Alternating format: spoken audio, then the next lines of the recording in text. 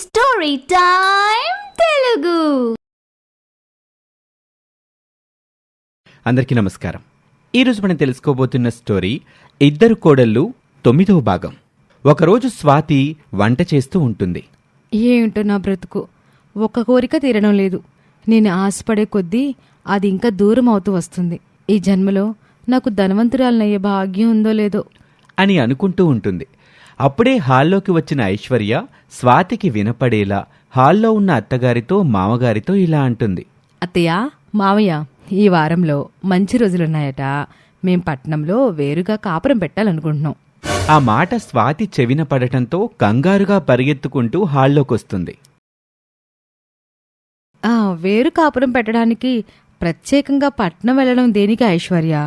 ఈ ఇంట్లోనే ఉండొచ్చు, ఎవరి వంట వాళ్ళు పెట్టుకోవచ్చు. ఒకే ఇంట్లో కలిసి ఉంటూ అలా వేరుగా వండుకోవడం నాకిష్టం లేదక్కా. అంతేకాదు, ఊళ్ళో వాళ్ళు ఏదో అనుకుంటున్నారని, మనం కావాలని అలా చెప్తున్నాం అనుకుంటారు. ఆ చెడ్డ పేరు మనకెందుకు చెప్పక్క? ఎలాగో ఆకాష్కి సిటీలోనే జాబ్ కదా, మేము అక్కడుంటేనే మంచిది. ఏమంటారు అత్తయ్య గారు? అవునమ్మా, నువ్వు చెప్పింది నిజమే. ఏ రకంగానైనా నా పెద్ద కోడలు, కొడుకు, తమ్ముడు సంపాదన మీద ఆధారపడి బ్రతుకుతున్నారని నిందా తప్పుతుంది అని సుశీల కూడా అనటంతో చేసేదేమీ లేక ఏమీ మాట్లాడకుండా ఉండిపోతుంది స్వాతి. ఆరుబయట కూర్చొని దిగాలుగా ఆలోచిస్తూ ఉంటుంది స్వాతి. ఏంటక్క, నేను వేరు కాపురం పట్నంలో పెడుతున్నానని దిగాలు పడిపోతున్నట్టున్నావు? నీకు కావలసింది అదే కదా. నా దిగులు చూసి నువ్వు సంబరపడు.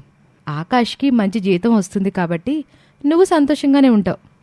ఏదో నా తెలివితేటలు ఉపయోగించి ఏ కట్న కానుకలు లేకుండా స్వప్న పెళ్లి సింపుల్గా చేసి పంపించేస్తే కాస్త డబ్బు వెనకేసుకుందాం అనుకుంటే మధ్యలో అడ్డుపడి మొత్తం నాశనం చేసావు. ఒక విషయం గుర్తుంచుకో అక్క, మనం ధనవంతులం కావాలంటే మనం కష్టపడాలి తప్ప ఇతరుల మీద ఆధారపడకూడదు. చాలే నీ శ్రీరంగ నీతులు. నీ మొగుడికి పెద్ద జీతం వచ్చే ఉద్యోగం లేకపోయుంటే నువ్వు కూడా నాలాగే ఉండేదానివి. అసలుండను. ఎవరిదో నాకు కావాలని నేనెప్పుడూ ఆశపడను. నా దగ్గరున్న దాంతో తృప్తి పడతాను. అందులోనే నాకు ప్రశాంతత ఉంటుంది. ఆపు నీ అబద్ధాలు.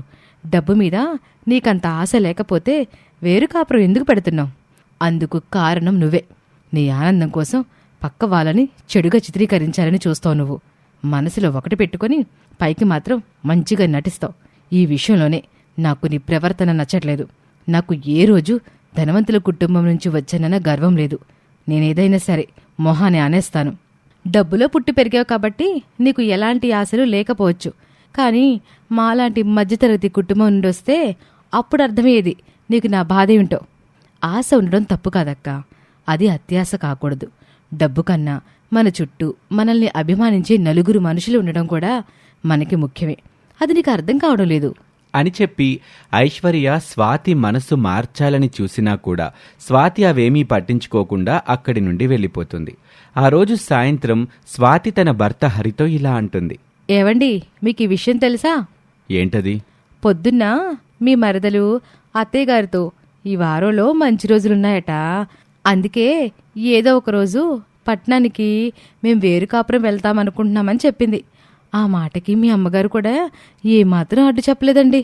ఇందులో అడ్డు చెప్పడానికే ఉంది, అందరం ముందుగా అనుకున్నదే కదా అంటూ హరి కూడా స్వాతికి షాక్ ఇస్తాడు. అనుకున్నంత మాత్రాన ఖచ్చితంగా వెళ్ళిపోవాలని ఏమైనా ఉందా ఏంటి? చెప్పండి. అయినా ఇప్పుడు వాళ్ళు సిటీకి వెళ్ళటం వల్ల నీకొచ్చిన బాధేంటి చెప్పు?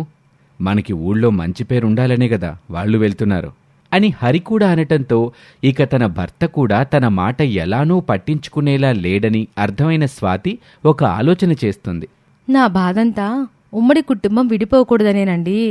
కాకపోతే ఇక ఖచ్చితంగా వెళ్ళిపోవాలంటే వాళ్ళు వెళ్ళడం దేనికి? అదేదో మనమే సిటీకి వెళ్ళి బాగా సంపాదించుకోవచ్చు కదా. మనం పట్నం దేనికి? ఎందుకేమిటి, ఇక్కడ మీరు చేసే ఆ ఎలక్ట్రీషియన్ పని అక్కడ చేస్తే బోలెడంత డబ్బు వస్తుంది. ఇక్కడ కూడా మనం బ్రతకడానికి ఇబ్బంది లేకుండానే డబ్బొస్తుందిగా. నాకు కావాల్సింది ఇబ్బంది లేకుండా బ్రతికే డబ్బు కాదు, గొప్పగా దర్జాగా బ్రతికే డబ్బు. నువ్వు పొరబడుతున్నావు. మా తమ్ముడికి పెద్ద జీతం వచ్చే ఉద్యోగం ఉంది. అదే మనం సిటీకి వెళ్తే అక్కడ కాంపిటీషన్ ఎక్కువ. నేను రోజువారీ కూలీలాగా ఏ రోజుకా రోజు ఎలక్ట్రీషియన్ పని వెతుక్కోవాలి. ఈ ఊళ్ళో అయితే అందరూ నాకే పని చెప్తారు. మీరు లేనిపోని భయాలు పెట్టుకోకండి, అంతా మంచిగానే జరుగుతుంది. మనం పట్నం వెళ్ళడం ఖాయం. మీరు కానీ నా మాటకి ఒప్పుకొని ఇంట్లో వాళ్ళని కూడా ఒప్పించకపోతే నేను మా పుట్టింటికి వెళ్ళిపోతాను చెప్తున్నా అంటూ స్వాతి బెదిరిస్తుంది. హరికి ఏం చేయాలో అర్థం కాక ఆలోచిస్తూ ఉంటాడు. ఆ మరునాడు నుండి ఊర్లో తనకు పరిచయం ఉన్న వాళ్ళ అందరి దగ్గర తాను పట్నం వెళ్ళబోతున్నానని చెప్పుకుంటూ ఉంటుంది స్వాతి. ఆ విషయం ఆ నోటా ఈ నోటా చేరి తన అత్తింటి వాళ్ల చెవిన కూడా పడుతుంది. అది తెలిసి వాళ్ళు షాక్ అవుతారు. ఒకరోజు ఇంట్లో మగవాళ్లంతా ఎవరి పని మీద వాళ్ళు బయటకు వెళ్తారు. ఐశ్వర్య తన పుట్టింటికి వెళ్తుంది. అప్పుడే వంటింట్లో వంట చేస్తున్న స్వాతిని పిలుస్తుంది పార్వతమ్మ. మనవరాలా, మేం విన్నది నిజమేనా? నువ్వు పట్నంలో కాపురం పెడదాం అనుకుంటున్నావా? అవును బామ్మగారు. ఆ పక్కనే ఉన్న సుశీల, అదేంటి స్వాతి, కనీసం మాట మాత్రం కూడా నువ్వు మాకు చెప్పలేదు. ఊరి జనాల ద్వారా తెలుసుకోవాల్సి వచ్చింది. చెప్దాం అనుకున్నాను అత్తయ్య, కానీ మీ అబ్బాయి మీకు చెప్తానన్నారు అని మాట దాటవేస్తుంది. నేను నిన్ను ఎంత బాగా చూసుకుంటున్నాను స్వాతి. నీ గురించి ఎంతో గొప్పగా అనుకుంటే మమ్మల్ని వదిలి పట్నం పోతానంటావా? మరి మీ చిన్న కొడలు పట్నం వెళ్తానంటే ఈ మాట అనలేదా అత్తయ్య? అంటే మీ చిన్న కొడుకు చిన్న కొడలు బాగుండాలి, నేను నా భర్త మాత్రం ఇక్కడే ఉండి చాలని జీతంతో బ్రతకాలి, అంతేగా? నాకు అర్థమైంది మీ పక్షపాతం. నాకు ఎటువంటి పక్షపాతం లేదు స్వాతి. ఇద్దరు కొడుకులు కోడళ్ళు నాకు సమానమే. అయినా నా చిన్న కొడుకు కోడలు పట్నం వెళ్లేది కూడా వాళ్ళ ఇష్టం కొద్దీ కాదు కదా. నీకు నీ భర్తకి మన ఊర్లో విలువ తగ్గకూడదనే కదమ్మా. ఆ విషయం నీకు కూడా తెలుసు కదా. అదంతా అబద్ధం. నీ చిన్న కోడలు నా మీద పంతం సాధించడానికి అలా ఎత్తువేసింది. తను అందితే జుట్టు, అందకపోతే కాళ్ళు పట్టుకునే రకం. నువ్వేనా నీ తోటి కోడల గురించి ఇలా మాట్లాడుతుంది? మీరిద్దరూ తోటి కోడల్లాగా కాకుండా సొంత అక్క చెల్లెల్లాగా ఉండేవారు కదా. ఇప్పుడేంటి ఇట్లా మాట్లాడుతున్నారు? ఇదే నిజం. మేమిద్దరం ఏ రోజు అంత ప్రేమగా లేవు. ఉన్నట్టు మీ ముందు నటించాం. ఇప్పుడు కూడా బయటపడకపోతే జీవితాంతం ఈ బ్రతికే బ్రతకాలి. మేం కూడా పట్నం పోయి గొప్పగా బ్రతకాలనుకుంటున్నాం. అదంతా విని సుశీల, పార్వతమ్మ, కృష్ణమూర్తి చాలా బాధపడతారు. ఆ మరునాడు ఊరి నుంచి వచ్చేస్తుంది ఐశ్వర్య. ఆలస్యంగా నిద్రలేచిన హరి ఆకాష్తో మాట్లాడుదామని ఆకాష్ గది దగ్గరకు వస్తాడు. అక్కడ ఆకాష్ కనిపించకపోవటంతో పెరట్లో ఉన్న ఐశ్వర్య దగ్గరకు వెళ్లి ఆకాష్ గురించి అడుగుతాడు. ఆయనేదో ఆఫీస్లో అర్జెంట్ మీటింగ్ ఉందట బావగారు, అందుకే ఈరోజు తొందరగా వెళ్ళిపోయారు. ఆయనతో ఏవైనా పనుందా బావగారు? అవునమ్మా, నీకింకా ఈ విషయం అమ్మవాళ్ళు చెప్పారో లేదో నాకు తెలీదు. ఏ విషయం బావగారు? అదేనమ్మా, మీ అక్క స్వాతి కూడా మీలాగే పట్నంలో వేరు కాపురం పెట్టాలని పోరు పెడుతుంది. ఎంత చెప్పినా అర్థం చేసుకోవటం లేదు. బ్రతిమిలా అన్నా వినేలా కనిపించటం లేదు. మొండి పట్టుకుని కూర్చుంది. అది విన్న ఐశ్వర్య, ఇదేంటి కథ ఇలా అడ్డం తిరుగుతుంది? అసలు నేను పట్నంలో కాపురం పెట్టాలనుకుందే ఈ స్వాతి అక్కలో మార్పు తీసుకురావడానికి. కానీ ఇప్పుడు ఈవిడ కూడా సిటీకి వెళ్తానంటుందే.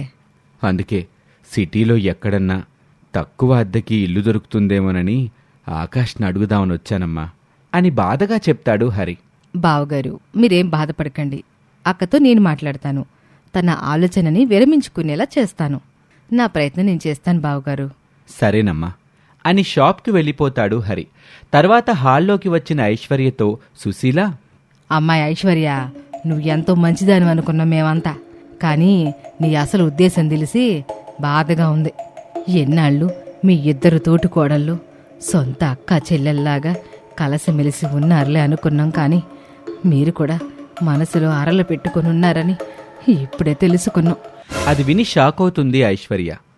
నాకు ఎలాంటి చెడు ఉద్దేశం లేదత్తయ్య. అయినా ఇదంతా మీకెలా తెలిసింది? అప్పుడే అక్కడికి వచ్చిన స్వాతి, నేనే కుండ బద్దలు కొట్టినట్టు మొత్తం చెప్పేశాను. అక్క, నన్ను క్షమించు. నీ మీద నాకు ఎలాంటి అసూయ, ద్వేషం లేవు. కొన్నిసార్లు నువ్వు చేసే పనులు నచ్చకపోవటం వల్లే. అది తెలిసి రావాలని నీతో అలా ప్రవర్తించాల్సి వస్తుంది. మనిద్దరం ఒకరిపై మరొకరం ఎత్తుకి పై ఎత్తులేసుకోవడం ఇక ఆపేద్దాం. మేం కూడా సిటీకి వెళ్ళడం మానేస్తాము. మనమందరం కలిసిమెలిసి ఉందాం. ఆ బుద్ధి ముందే ఉండాల్సింది. ఇప్పుడేం అవకాశం లేదు. పట్నంలో బ్రతకడం చాలా కష్టం అక్క. ఇంత జీతం వస్తున్నా మాకే సిటీకి వెళ్ళాలంటే భయమేస్తుంది. ఇక బావగారికి వచ్చే జీతం ఏ పాటికి సరిపోదు. నువ్వు చెప్తే నేను వినాలా ఏంటి? నేను పట్టణంలో కాపురం పెట్టాల్సిందే.